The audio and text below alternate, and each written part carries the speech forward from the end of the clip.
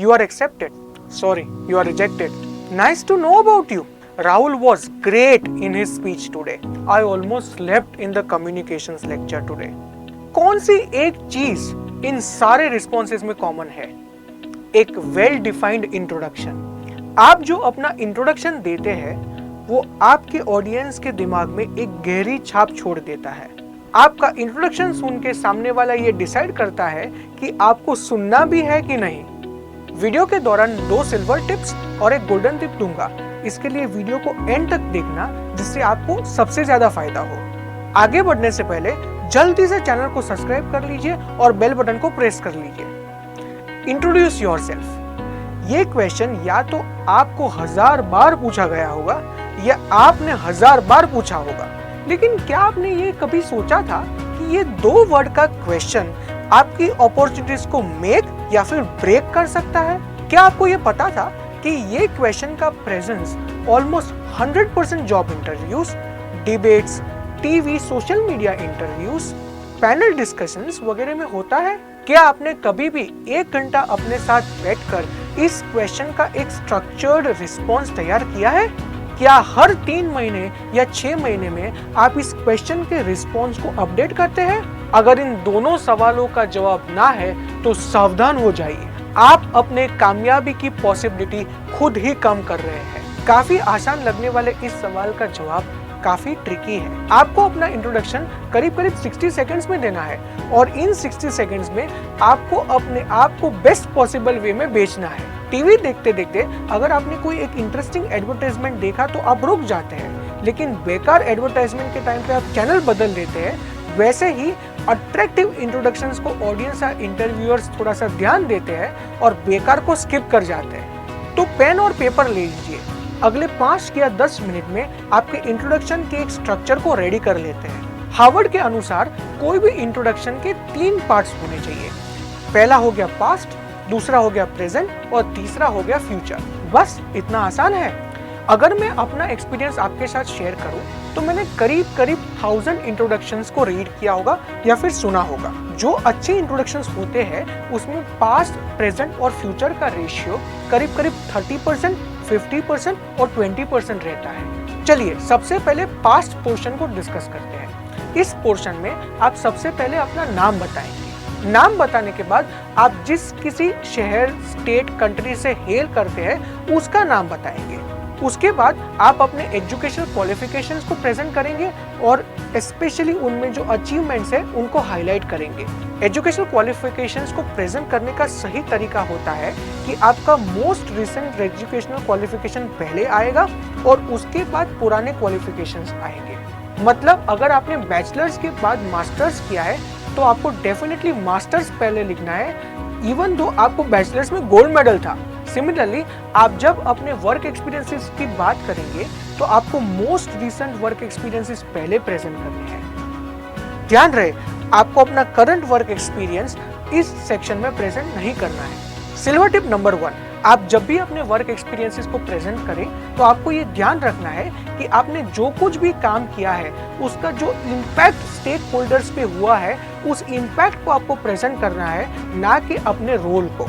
एक आसान एग्जांपल से समझते हैं। मान लीजिए कि मैं एक फूड कंपनी में क्वालिटी कंट्रोल डिपार्टमेंट में काम करता हूँ।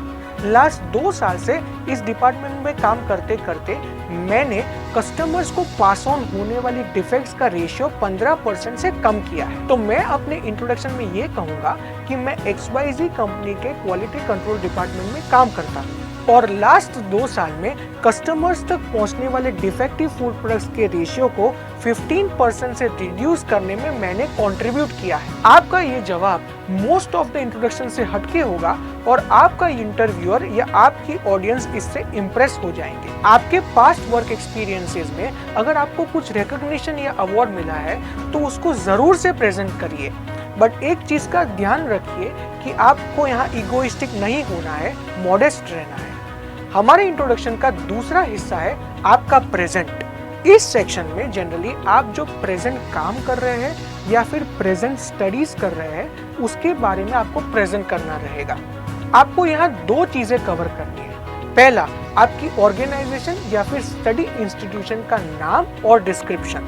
दूसरा, आपका कंट्रीब्यूशन। जो भी आपका इंट्रोडक्शन सुन रहा है या पढ़ रहा है, उसको सबसे ज्यादा इंटरेस्ट आप प्रेजेंटली क्या कर रहे हैं उसमें होने वाला है। तो आप इस सेक्शन को रिस्पेक्ट करें और उसको बोरिंग ना बनाएं। आप शॉर्ट में अपनी करंट ऑर्गेनाइजेशन या फिर स्टडी इंस्टीट्यूशन का नाम बताएं और जो हमने फर्स्ट सेक्शन में डिस्कस किया था, सिल्वर टिप नंबर 1, उसको ध्यान में रख के आप उस ऑर्गेनाइजेशन या स्टडी इंस्टीट्यूशन में क्या इम्पैक्ट ला रहे हैं उसको प्रेजेंट करें। तीसरा सेक्शन है फ्यूचर। इस सेक्शन के 2 सब सेक्शंस हैं। पहला है आपका फ्यूचर एम्बिशन और दूसरा है ग्रेटिट्यूड। अगर आप कोई जॉब के लिए अप्लाई कर रहे हैं तो फर्स्ट सब सेक्शन में आपको ये बहुत सटीक बताना है कि आप वो जॉब क्यों करना चाहते हैं। सिल्वर टिप नंबर 2, आपको अपना एम्बिशन कभी भी पैसे या डेजिग्नेशन में नहीं बताना है। आपको थोड़े से हाई लेवल, जेनरिक और इम्पैक्ट ओरिएंटेड एम्बिशंस प्रेजेंट करने हैं।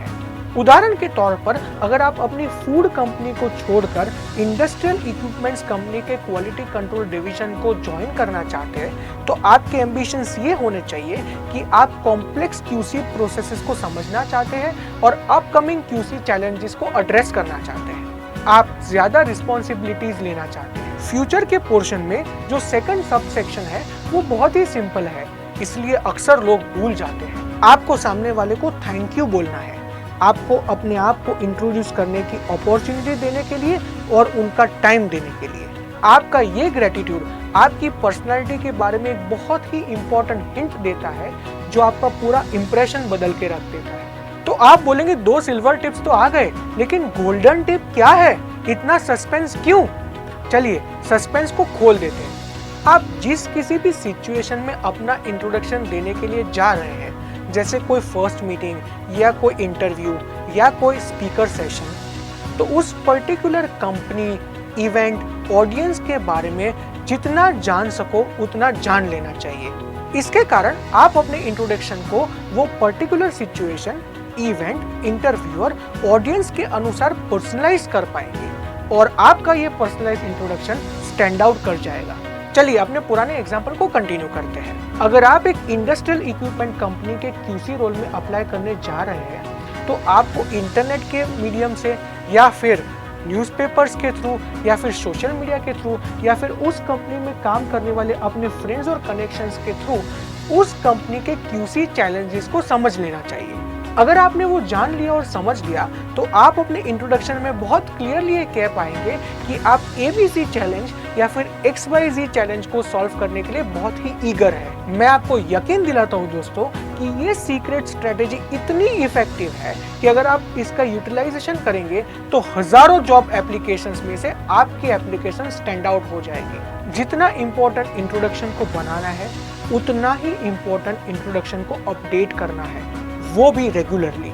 हर 3 महीने में ये इंट्रोस्पेक्ट कीजिए कि क्या आपको अपने इंट्रोडक्शन को रिवाइज या अपडेट करने की जरूरत है।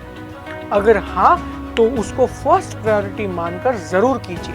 आशा करता हूँ कि आप इंट्रोडक्शन की इस आर्ट को मास्टर कर लेंगे और इससे आपकी इतनी प्रगति होगी कि फिर आपका नाम ही काफी होगा। इस वीडियो को लाइक करने के लिए, अपने दोस्तों और रिश्तेदारों के साथ शेयर करने के लिए और वीडियो एंड तक देखने के लिए आपका खूब खूब धन्यवाद।